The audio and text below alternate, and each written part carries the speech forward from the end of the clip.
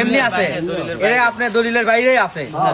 তাহলে তাহলে 16 আর 4 12 আর 4 16। এই দলিল যা আছে এই দলিলের মধ্যে 12 শতক দেওয়া হয় এই দলিলের মধ্যে দখল করে আছে 16 শতক।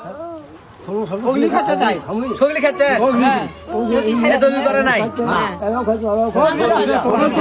সবাই খাচ্ছে। এখানে কাহিনী হচ্ছে জমিদার স্পটে মাপছি, জমি পাইছি হচ্ছে 16 শতক, কিন্তু আপনার কাগজ কলমে জমি হচ্ছে 12 শতক কেনা। আমার কথা শেষ করেন। 12 শতক আপনি কেনা জমি, স্কোয়ার যে মাপটা দিয়েছি দখল করে খাচ্ছেন 16 শতক, তাহলে আর 4 শতক কোথায় থেকে এলো? এমনি আছে, এটা আপনার দলিলের বাইরেই আছে। তাহলে তাহলে 16 আর 4 12 আর 4 16। এই দলিল যা আছে এই দলিলের মধ্যে 12 শতক দেওয়া হয় এই দলিলের মধ্যে দখল করে আছে 16 শতক। 16 শতক সগলি খাচ্ছে তাই সগলি খাচ্ছে এ দলিল করে নাই, সবাই খাচ্ছে। আচ্ছা তাহলে খাক, সমস্যা নাই।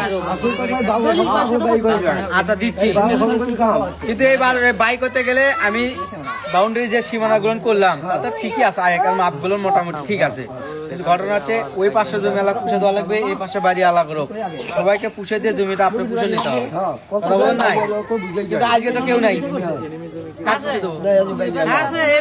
কিন্তু ওনার জমিটা ওদিক থেকে মাপে আসা লাগবে, তাই না? কাগজ দেখে মাপে আসে আপনার খুঁটে দেওয়া লাগবে, দিয়ে পুষে দেওয়ার পরে এরা পুষে দেওয়া লাগবে। বাবা মৌজা মাপু না না যেটা দখল করে খাচ্ছে তাই মধ্যে কাম করে মৌজা মাপে যাবে, কিন্তু আশেপাশে পাশের জমি তো বুঝে দেওয়া লাগবে। মনে করেন মৌজলায় 3 জন লোক কিনছে, 3 জনের অংশই মাপা লাগবে। 3 জনের অংশই ঠিকই থাকিছে, ওই আমার লোক ঠিক থাকলে হবার নয় না, এমনও খাইয়ে দেওয়া হলো ওটা তা করলে হবে না। আপনি বুঝ না হ্যাঁ মৌজা মাপে যায় আর যখন 3 দিন লাগবে মৌজা মাপে ফালতু নাই না, আছে মা দিয়ে দিন 1 ইঞ্চি নেই, তোমার কাছে 1 ইঞ্চি নেই। কোন দিকে আছে? আছে